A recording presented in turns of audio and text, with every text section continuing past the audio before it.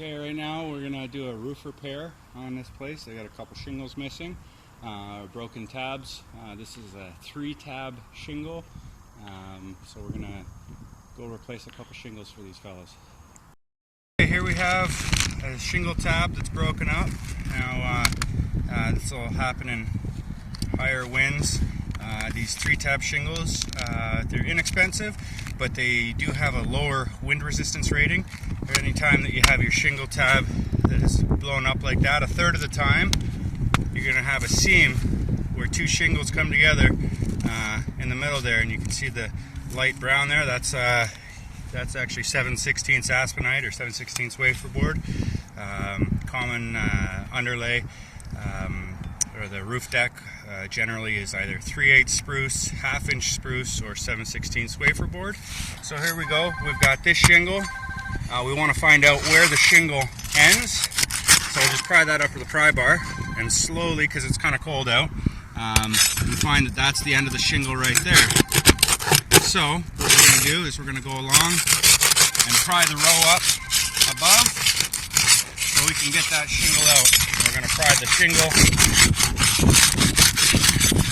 that's there, and then we start getting some nails out here. So you go in,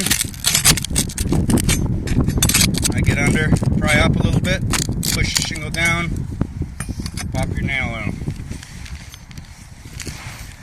The nails will generally be always in the same spot.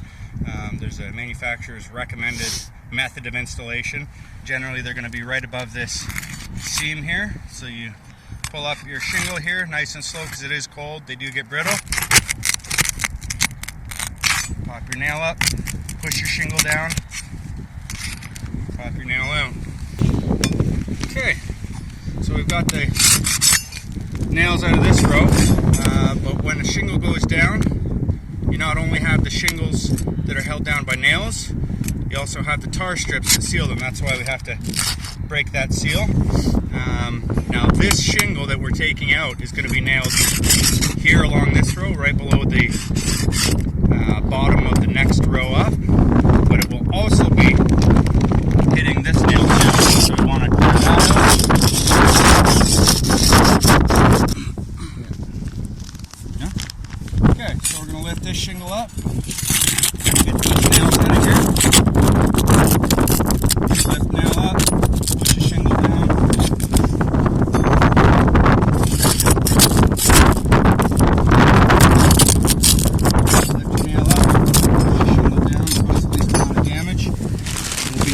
Down after. Lift the tab up. Pop your nails out.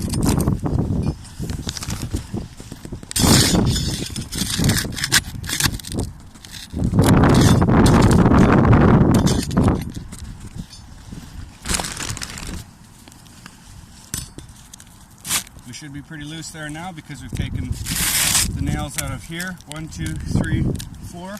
Generally a 3-tab shingle will have 4 nails in it.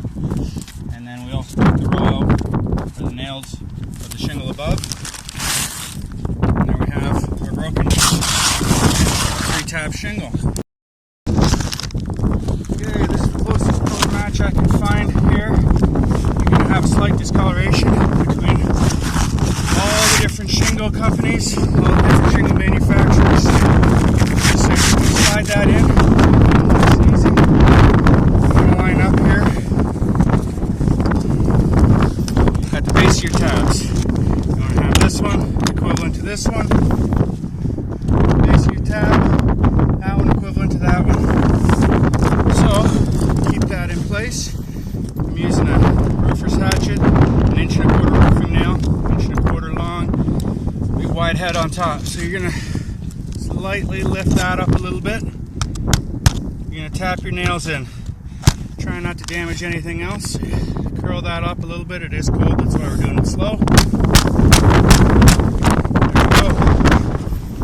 Just go along, making sure you're still lined up. Slide that up. Tap your nail in. There we are. Slide that tab in. Slide that tab up. Nail down.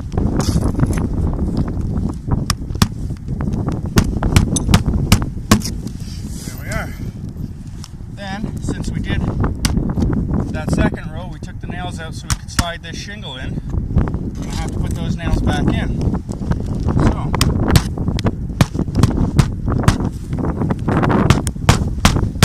those nails back in. We do have a little hole there. We're going to fill that with the sealant later. Lift that tab up. Pop that shingle in.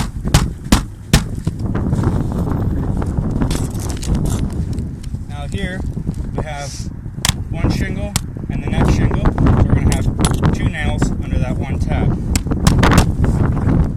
Pull it up slowly. You don't want to crack that one, because you'll be replacing more shingles. There.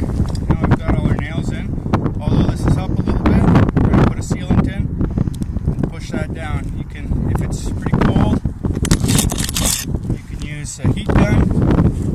I generally put a sealant in, press them down to make sure that they're going to stay down.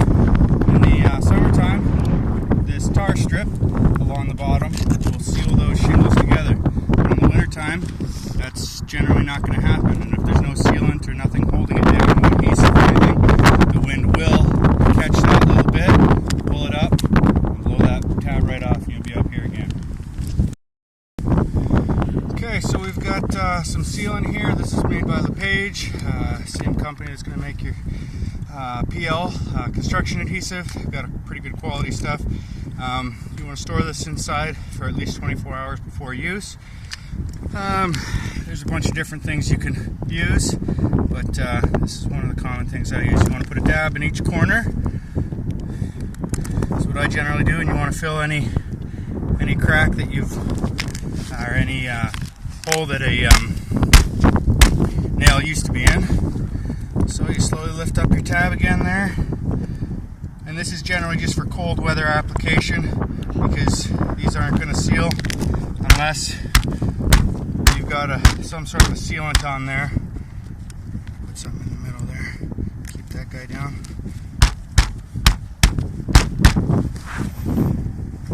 And then any tab that we've moved, we're going to, any tab that we've disturbed, we're going to put some sealant under it, because they were sealed by that little tar strip there.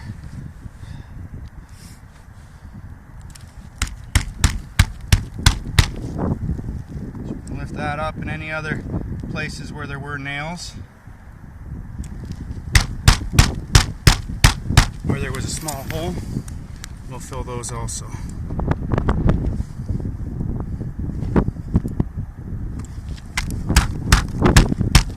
Just for aesthetics, you want to keep that above that line there, so you're not seeing all this sealant from the ground.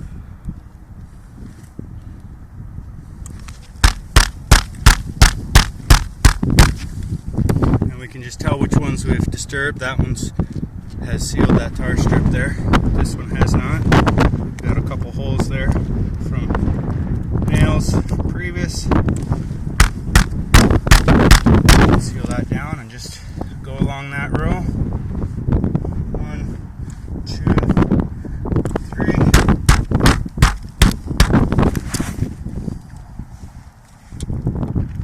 1, 2, 3.